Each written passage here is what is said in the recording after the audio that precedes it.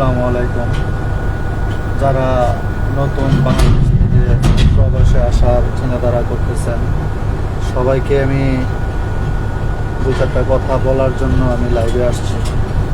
হয়তোবা কারো কথা ভালো লাগবে, কারো ভালো লাগবে না, তাতে আমি কোনো চিন্তা করি না। কারণ হচ্ছে হয়তোবা কারো তিতো লাগতে পারে আর কারো ভালো লাগতে পারে। যারা আপনারা প্রবাসে আসার ইচ্ছে, তাহলে যে কোনো কান্ট্রিতে যান, মালদ্বীপ যান, দুবাই যান, কাতার যান বা বিভিন্ন কান্ট্রিতে যান, আপনারা সবাই কর্ম শিখে আসবেন। যে কোনো কাজ শিখেন, তাতে কোনো সমস্যা নেই। হয়তো বা ড্রাইভিং, ইলেকট্রিশিয়ান, না হয় পাইপ ফিল্টার, মানে কর্ম শিখে অবশ্যই আসবেন। এটাই মানে আমার কথা।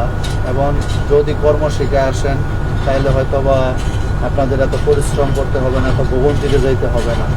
আর একটা বিষয় হচ্ছে, আমাদের বেশিরভাগই দেখতেছি ইন্ডিয়া, শ্রীলঙ্কা, তারপর বিভিন্ন কান্ট্রি থেকে ওরা অপারেটর হিসাবে আসে, যে কোনো অপারেটর হিসাবে আসে। যেমন গাড়ির ড্রাইভার, এক্সকাভেটর অপারেটর, বাংলাদেশে বলিল বেকু অপারেটর, এরকম ধরনের বিভিন্ন অপারেটর হিসাবে আসে। ওদের মূল্যায়নে আলাদা। আমাদের বাংলাদেশ থেকে যারা লেবার আসে, তাদের মূল্যায়ন তো হয়ই না, বরং ওরা অনেক পরিশ্রম করে কিন্তু বেতন পায় না। এই কিছু জিনিস আছে, আমরা যদি মানতে পারি, তাহলে হয়তো বা অনেকটা আগায় যেতে পারবো ইনশাল্লাহ। আরেকটা বিষয় হচ্ছে, যেমন ইন্ডিয়া থেকে কিছু লোক আসে, লেবার আসুক বা অপারেটর আসলে ইন্ডিয়ার খরচ গ্রহণ করে অনেকেই, এবং ওদের টাকা লাগে খুব কম। আর আমাদের বাংলাদেশ থেকে আসলে টাকা লাগে প্রচুর। এটা আসলে কিছু করার নেই। অথবা আমাদের ডাবলসের কিছু সমস্যা হইতে পারে, বা আমাদের রাষ্ট্রীয় কোনো কিছু সমস্যা নেই, তারপরও হইতে পারে। কারণ আমরা এত টাকা খরচ করে আমরা আসি, মাস শেষে বেতন পাই হচ্ছে 20,000, 25,000 বা 30,000, 40,000 টাকা সর্বোচ্চ, আর 5 লাখ 7 লাখ টাকা দিয়ে আইসা। আর আমাদের ইন্ডিয়া থেকে যদি আসে, তাহলে টাকা লাগে হচ্ছে, লেবার বিষয় আসলে টাকা লাগে 1,80,000, 70,000 এরকম। কিন্তু ওরা বেতন পায় হচ্ছে আপনার 50-60 হাজার টাকার মতো আর কি, আমাদের বাংলাদেশের টাকায়।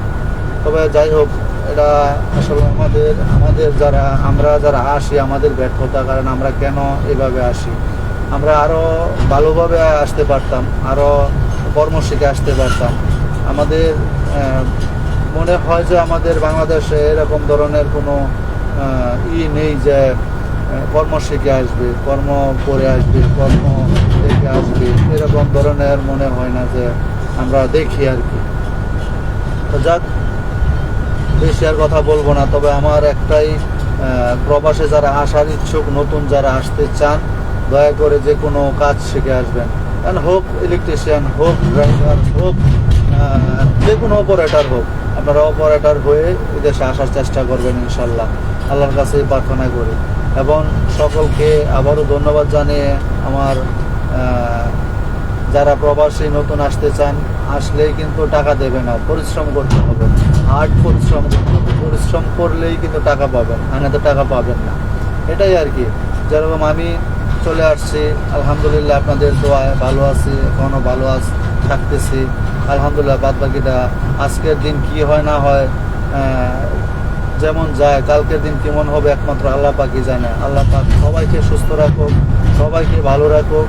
এবং আপনারা আবারও বলি, আপনারা সবাই কর্ম শিখে প্রবাসে আসেন। তাহলে যে কোনো কান্ট্রিতেই যান, আপনারা কর্ম শিখে আসেন। এবং বাংলাদেশে যারা ডাবলসের ব্যবসা যারা করেন, আপনারা আসলে এত টাকা নেওয়াটা, বাঙালির কাছ থেকে অনেক টাকা নেওয়া হয়।